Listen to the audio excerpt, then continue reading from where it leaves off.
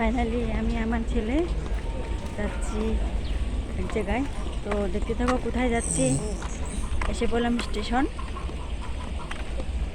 Finally এসে পড়লাম Rangia junction. তো সেখানে আমি উঠবো।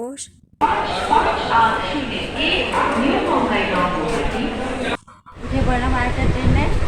তো গাড়িটা কিন্তু ফাঁকাই আছে এখন, নাই। আর এদিকে আমার ছেলে বসেছে, আর এদিকে আমি বসেছি। বর্তমান খালি আছে, হয়তো পরে এখানে আসতে পারে। তো সাথে থাকো, দেখো কোথায় যাচ্ছি, সব কিছুই তোমাদের সঙ্গে শেয়ার করব।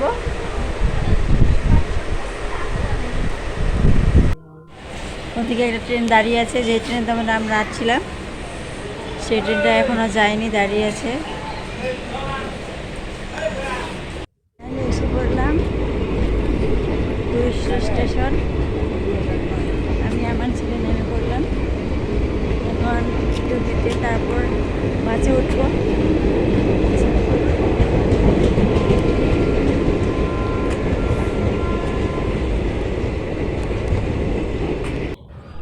কে কে এই জায়গাটাকে চিনো?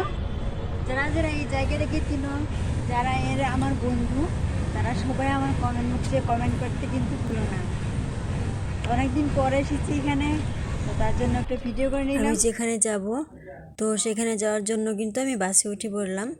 তো বাস দিয়ে সেখানে যেতে হবে, ট্রেন সেখানে যায়নি তার জন্য। আর দেখো এত গরম, প্রচুর গরম। বাসে উঠে পড়েছি, গরমে আর থাকতে পারছি না। 1 ঘন্টার মতো হয়ে গেল, চলে আসলাম মা যেখানে থাকে সেখানে। তো এখানে মা থাকে এই বাড়িটাতে। আর মা মনে হয় 2-3 মাস হয়ে গেল এই বাড়িতে নেই। তো দেখো কি পরিমাণের উঠানে এরকম জঙ্গল হচ্ছে। আর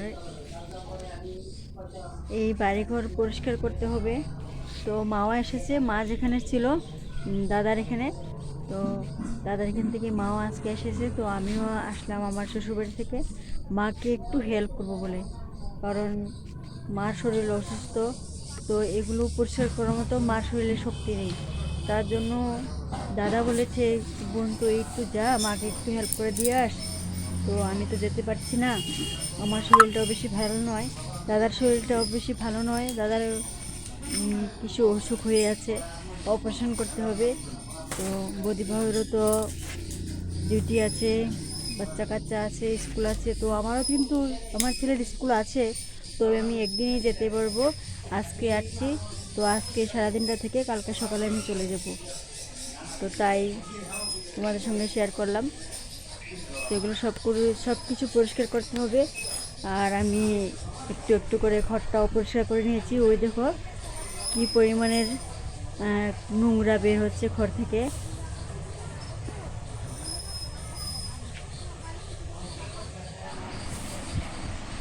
পটল ভাজি, ভাটকারকুলের ভাজি, নিরামিষ সবজি, তারপর হয়েছে মুগ ডাল।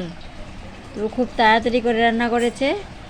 তো অনেক দিন পর কিন্তু রান্না করা ভাত খেতে পাচ্ছি মার হাতের। তো মার হাতের যেটাই খাই না কেন, যেটাই রান্না করুক না কেন, অনেক কিন্তু ভালো লাগে। আর মনে হয় অমৃত খাওয়ার মতো।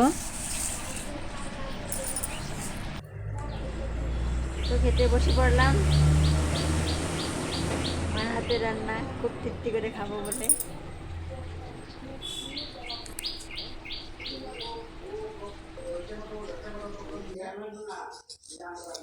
পরের দিন সকালে আমি বাড়ি এসে পড়লাম। তো সেগুলো তোমাদের সঙ্গে শেয়ার করতে পারলাম না, আমি কিভাবে আসলাম। আমি ট্রেনে এসেছি অবশ্য।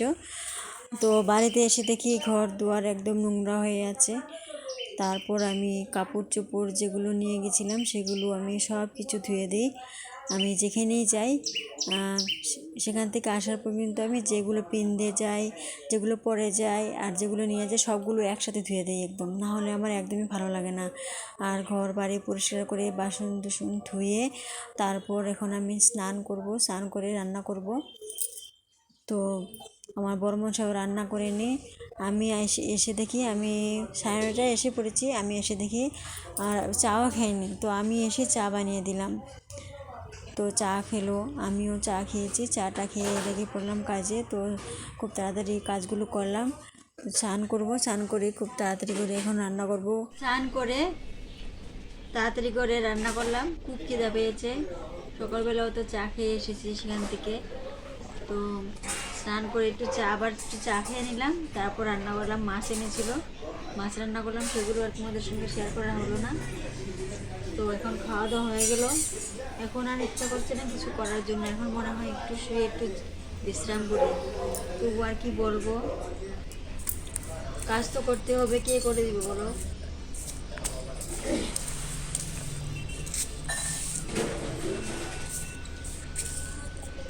এখন সবাই খেয়ে নিল, এখন বাসনপত্রগুলো ধুবো। রাত 11টা বাজে। রাত্রে খাওয়া দাওয়া শেষ করে তারপর আমি বাসন নিয়ে আসলাম কলপারে। তো আমি কিন্তু রাত্রে খাওয়ার পর সবগুলো বাসন রান্নাঘর একদম সুন্দর করে মুছিয়ে গুছিয়ে রেখে দিই। কারণ যদি সকালবেলা উঠতে দেরি হয়, হয়তো ছেলের স্কুল আছে, তার জন্য, আর যদি কারেন্ট না থাকে তখন কিন্তু আমার কাজ করতে অনেক অসুবিধা হয়। আগে বলেছি যে আমার কোনো ট্যাঙ্কি সুবিধা করতে পারিনি এখনও। তো মোটর লাগানোর পর কিন্তু কলটা এরকম শক্ত হয়, যারা মোটর লাগিয়েছে কলে তারা অবশ্যই জানে কলটা এরকম শক্ত। কল মেরে কোনো কাজই করা যায় না, কল থেকে জল বেরোতে চায় না। তার জন্য আমি রাত্রি সবগুলো বাসন সব কাজ সেরে রাখি, যাতে সকালবেলা উঠে আমার ছেলের স্কুলের জন্য বা অন্য কাজের জন্য আমার বাসন গুছানোর জন্য কোনো দেরি না হয়। তো সবগুলো আমি বাসন ধুয়ে তারপর আমি প্রায় 12টায় বেজে যায় শুইতে। তো কী করবো, আমার বর্মশাই কাজের থেকে আসে প্রায় 10টা 10:30। তারপর এসে স্নান করে তারপর আমার ছেলের পড়াশোনা রান্নাবাড়া করতে করতে এগুলো অনেক দেরি হয়ে যায়। তো সেগুলোই আমি তোমাদের সঙ্গে শেয়ার করলাম। আর যারা আমার ভিডিওটা দেখতে পাচ্ছ তাদেরকে অসংখ্য ধন্যবাদ। আমার পাশে থেকো সবসময়, আমিও তোমাদের পাশে থাকবো।